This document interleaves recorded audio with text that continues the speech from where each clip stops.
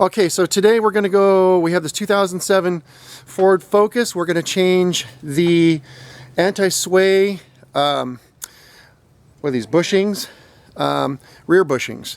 It's a very easy job. It takes about 10-15 minutes per side. So let's check it out. Before you start the job, back it up. I have it in my driveway, but make sure you chock the front wheels, and you can actually park it with the parking brake on. You don't need the wheels to turn for this job. So we decided to use this Moog or Moog kit, however you want to pronounce it. I think they're pronounced Moog actually. These apparently are upgrades from the old ones. The part number for this particular car is a K700525. Got them off Amazon for about 11-12 bucks each. Right here's the old one. You're going to need a couple of 13mm wrenches. I like using this ratcheting wrench. It makes it a lot easier, but any wrench could do as long as it's 13. And here's the new side. Now this one's a little odd. I found that the bottom bolt is a 14mm and the top nut is a 5/8. Could have been a 16. I don't have a 16mm, but 5/8 works. Okay, we've already done one of these. This is the one on the left side we have not replaced, and you can see it right there. We got 4 rubber bushings in here, a bolt that comes through, a nut up on the top. Over here is the side we've already replaced, if you can see it, and really easy job. You can see them there. They're much bigger than the old ones. Okay, so we're going to go ahead and remove the old one. It's best to have a helper here because someone's got to hold this, and I have a helper, but she's running the video right now. So basically, you don't even have to jack up the car at this point, but you just loosen that nut there. The nut is a lock nut, so it's going to be tight until it comes off. It's I think it's like one of those nylocks. So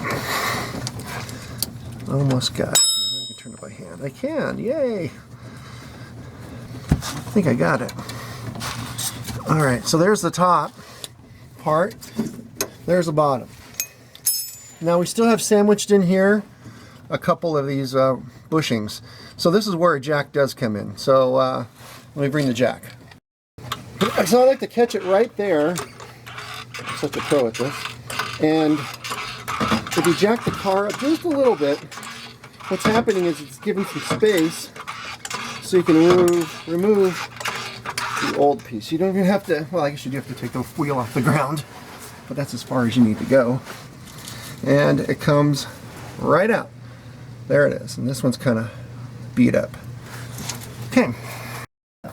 This is my third attempt at putting this on, and it's a little tricky because you got to stack these things without dropping them, but you will drop them, and they're going to roll down the driveway.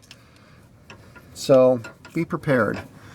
So I got the bolt, I got a washer, I got the bushing, goes through here. This is the easy part. Okay, that's fine. Now I got to put the spacer on here, and I got to put this other bushing pointing up. So that's a tricky part, and I can't drop it all. Try to do it without dropping. So if you guys know any good swear words, this is the time to use them. Here we go. There's the trick. Slide it in that way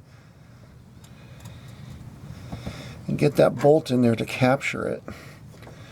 Oh, I'm going the wrong way again. See that? Turn it around. There we go. There we go.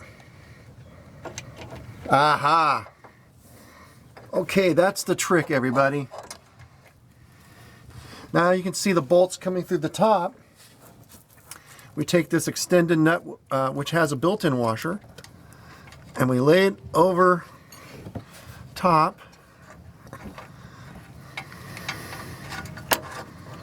And we start tightening it.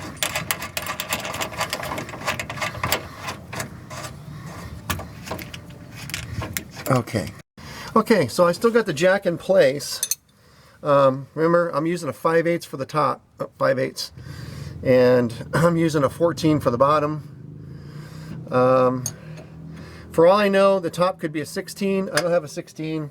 5/8 works. 5/8 works. So now you want to crank them down a bit. All right, so let's just crank them down. There's no torque on these. If you look at the instructions, it's pretty bare instructions. They tell you to tighten it up until the bolt is even with the end of the nut on the top. So we're just going to tighten it a little bit here.